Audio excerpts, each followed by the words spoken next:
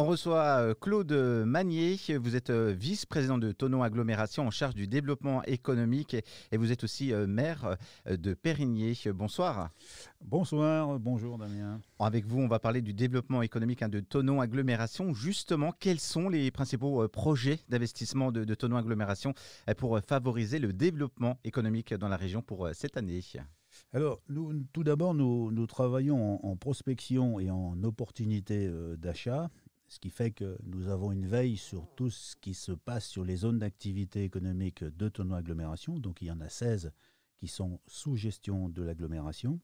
Et en fonction de ces ventes ou échanges ou retraites, etc., eh bien, ma foi, lorsque ça ne colle pas dans les activités dédiées, que nous souhaitons garder les vocations premières qui sont l'artisanat et l'industrie, si besoin, nous préemptons les biens. Puis ensuite, nous les reclassons dans la bonne activité. Comment les investissements de plus de 3 millions d'euros seront-ils alloués pour créer, aménager et notamment développer des entreprises au sein de la zone d'activité économique intercommunale ? Alors, il y a plusieurs points sur ces 3 millions. Il y a déjà, donc, comme je viens de le dire, les acquisitions éventuelles, les achats de terrain. Nous travaillons sur des portages avec l'EPF, notamment pour Niolet 2. Niolet 2, c'est sur la commune de Douvaine. Les requalifications, donc sur les achats que nous avons pu faire, et parfois ce sont des maisons qui n'ont donc pas grand-chose à faire dans une zone d'activité, donc nous sommes obligés de les retransformer.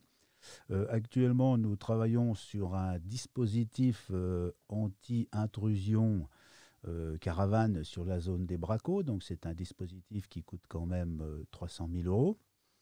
Nous allons aussi, c'est fait, c'est voté, c'est financé, lancer une signalétique sur toutes les zones dont je parlais, les 16 là. Alors c'est 15 pour être précis, il y en a 16 sous Thonon, mais il y en a 15 qui vont être équipés. C'est une signalétique conforme au code couleur de Thonon Agglomération, conforme et uniforme, de manière à ce que l'on perçoive bien les zones d'activité qui dépendent de l'agglomération. Et pouvez-vous nous expliquer le rôle des navettes lacustres dans le développement économique et touristique de la région, notamment en lien avec la coopération transfrontalière avec le canton de Vaud et la Confédération suisse ? Alors, concernant les navettes lacustres, donc évidemment, il y a un côté économique, puisqu'il y a les flottes touristiques. Donc, il s'agit bien de différencier la flotte touristique et puis les navettes dites transfrontalières. Donc c'est un atout important, déjà c'est pour désengorger, ça fait partie du transport multimodal, où il doit y avoir tout type de mobilité, routière, le train, le bateau évidemment par rapport au lac, bien entendu. Si on peut donner un chiffre sur la part de Thonon Agglomération sur ces navettes lacustres, notre part à nous s'élève quand même à 2 900 000 euros.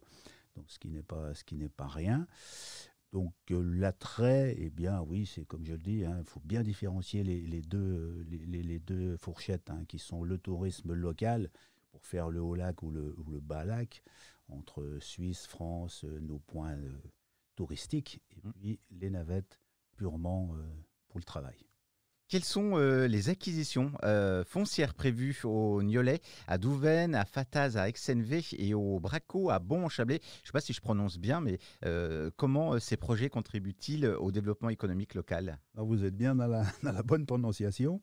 Donc, ce que nous avons fait sur nos zones d'activité, c'est un inventaire précis pour regarder quelles sont les capacités de développement pour le futur. Donc nous nous sommes aperçus, nous le savions déjà, mais c'est conforté par l'inventaire, qu'elles sont bien remplies. Donc de ce fait, étant donné qu'on a une région qui reste dynamique et que l'on souhaite dynamique, et je ferai une petite parenthèse sur ce sujet, il faut aussi qu'on ait un bon discours politique sur ces zones, et de manière à ce que nous, on fasse tout ce qui est en notre pouvoir pour maintenir et conforter l'emploi, je dirais face au gros consommateur de main-d'œuvre qu'est la Suisse. Et notre territoire ne doit pas uniquement servir à créer de l'habitat pour le pays voisin, mais bien aussi de créer de la dynamique économique productive pour nos locaux. Donc, pour revenir plus précisément à la question, Nous allons lancer, alors c'est fait au niveau des études, puisque nous sommes propriétaires du foncier déjà sur Braco, donc Braco c'est à Bourg-en-Chablais. Nous allons lancer les études environnementales et puis ensuite, ça prend un petit peu de temps, hein, c'est les faune flore, c'est minimum une année. La loi sur l'eau, etc., c'est très long, ça peut aller jusqu'à 3 ans, et là encore, ça s'est bien passé. Sur Fataz, nous sommes en contact avec les propriétaires pour dupliquer la zone qui existe déjà. Fataz, c'est Exenvey. Donc là, on double la surface. Et puis, Niolet 2, nous sommes propriétaires depuis peu des terrains en question. Et là aussi, nous allons, c'est proche de la zone et commerciale et d'activité industrielle existante. Là, nous allons aussi promouvoir ces terrains pour replacer des acteurs locaux de l'activité. Il faut savoir qu'on a énormément de demandes. J'imagine, oui. Quels aménagements de voiries sont en cours dans les zones d'activité économique et quelles sont les mesures compensatoires mises en œuvre conformément aux arrêtés environnementaux? Alors, il se trouve que la compétence voirie n'est pas à l'agglomération, hein, c'est les communes qui l'ont gardée. Donc là aussi, c'est un choix politique, mais ce choix politique a été fait il y a déjà quelques années. Et au sujet des mesures compensatoires, elles sont bien entendu encadrées par la loi. Par conséquent, nous remplissons nos obligations sur ce volet. L'agglomération va mettre en œuvre toutes les dispositions prévues au sein des arrêtés environnementaux. Donc pour l'extension 2 des Bracos, également sur la création du plan bois-parc à Périgné. Il y a des replantations qui doivent se faire. Quand on défriche, il y a un coefficient qui s'applique et on doit replanter des arbres.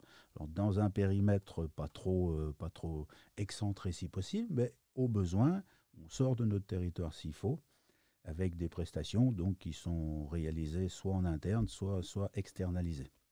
Pouvez-vous nous donner un aperçu des études environnementales et préopérationnelles en cours pour les nouvelles extensions des zones d'activité? On en parlait tout à l'heure, notamment au Niolet et puis à Braco et à la Fataz à Exenvey. Alors, donc, ce sont bien des études faunistiques, floristiques. Il s'agit d'inventorier tout l'habitat. Ça va des crapauds à ventre jaune aux crapauds sonneurs, aux glaïeuls des marais, etc. Donc ces petites bestioles doivent être comptées, évidemment, et compensées donc, sur un volet faune-flore, suivi dans les zones humides, avec du reboisement. Donc, par exemple, on a reboisé une partie par le biais de l'ONF sur la commune du Liot. On a également des reboisements sur le Montforchat par le biais de l'ASL Montforchat. C'est une association qui gère les massifs forestiers Moise et Voiron. Et puis, à Périgné, par exemple, on a créé une mare ainsi que des prairies et l'installation de nichoirs pour les oiseaux et puis des abris à reptiles. Comment Thonon Agglomération soutient-il le développement économique local à travers notamment des initiatives telles que l'Agence économique du Chablais, le Centre de recherche et d'innovation en Chablais et une initiative Chablais? Alors, l'agence économique donc, du Chablais, alors deux mots pour donner sa particularité, elle fonctionne avec les 3 EPCI que compose le SIAC, c'est-à-dire Thonon Agglomération, le Pays d'Évian et le Haut-Chablais. Donc ça, c'est déjà particulier par rapport à nos fonctionnements habituels. Concernant Thonon Agglomération lui-même, donc, ça nous coûte 110 000 euros annuellement. Donc il y a 26 000 pour le CRIC, le centre de recherche. Les pépinières d'entreprise, elles, nous affranchissons d'un montant de 43 000. Et puis également Initiative Chablais, où l'on verse 6 000 euros. Et puis on a un travail sur un volet économie circulaire depuis quelques années maintenant. Et sur ce volet-là, nous investissons 13 000 euros. Donc, si vous voulez, l'agence économique, c'est un guichet unique pour tout créateur, ou repreneur ou chef d'entreprise. Quand une entreprise, un créateur, téléphone à l'agence économique, la particularité de cette agence, justement, c'est qu'elle va le mettre en rapport avec le bon interlocuteur en face, que ce soit l'économie, donc l'agence, le CRIC, l'AVA, ou même le groupement industriel des industriels du Chablais. On va parler de tourisme maintenant. En matière justement de tourisme, comment Thonon Agglomération renouvelle-t-il son soutien à l'Office du tourisme intercommunal SPL Destination Léman? Alors, Thonon Agglomération vient tout récemment de montrer son soutien à la SPL Destination Léman, puisque nous avons revoté dernièrement le cahier d'objectifs, de convention d'objectifs et de moyens, donc avec une somme rondelette quand même de 562 000 euros. Donc nous travaillons avec la SPL, avec un objectif de travailler en lien avec l'OT de Thonon, un Thonon qui a une OT de marque, mutualisation au possible de tout ce qui est documentation, ce que nous faisons déjà depuis quelques années, sur les bornes interactives. Une borne interactive, qu'elle soit à Thonon ou à Sciez, puisque nous sommes à Sciez, elle doit pouvoir promouvoir les deux territoires. Nous allons croiser les actions autant que possible, et puis jusqu'à aller mutualiser du personnel. Donc si vous voulez, Destination Léman, c'est un peu le bras armé de l'agglomération en matière touristique, promotion touristique et mise en valeur. Et puis nous travaillons aussi, et c'est important évidemment, avec des socioprofessionnels où il y a plusieurs catégories qui sont représentés, un restaurateur, hôtelier, etc. Et nous essayons aussi de promouvoir les circuits courts et puis le culturel que nous pouvons avoir dans notre beau Chablais. Quels sont les projets à venir en termes de signalétique pour les 15 zones d'activité économique du territoire entre 2024 et 2025 ? Alors, comme je l'ai brièvement abordé tout à l'heure, donc nous avons travaillé avec un comité technique et un comité de pilotage ensuite à faire cet inventaire de toutes les zones. Nous avons pu constater qu'il y avait des zones qui étaient très mal équipées en signalétique. C'était un peu de briquet de broc. Il y a un peu toute couleur, toute forme et tout ce que l'on veut. Donc, une fois cet inventaire fait, chaque maire a participé, maire qui possède une zone d'activité, bien entendu, sur sa commune, a participé aux fameuses réunions de COPIL. Et puis, nous avons déterminé donc une charte graphique reconnaissable sur toute l'agglomération, un code couleur reconnaissable. Et là, le montant, il est donc de 380 000 euros hors taxe. Il était voté, arrêté. Le déploiement va commencer avant l'été, qui arrive là, compte tenu de l'ampleur du travail, puisque 15 zones est implanté pour 380 000 euros de panneaux, d'arrêbus, etc. Il y a un petit peu de travail.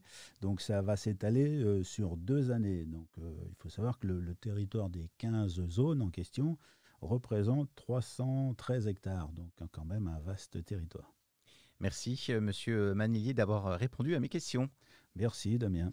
Je le rappelle aux auditeurs, vous êtes vice-président de Thonon Agglomération en charge du développement économique et puis maire de Périgny. À bientôt, merci à vous. Merci, à bientôt.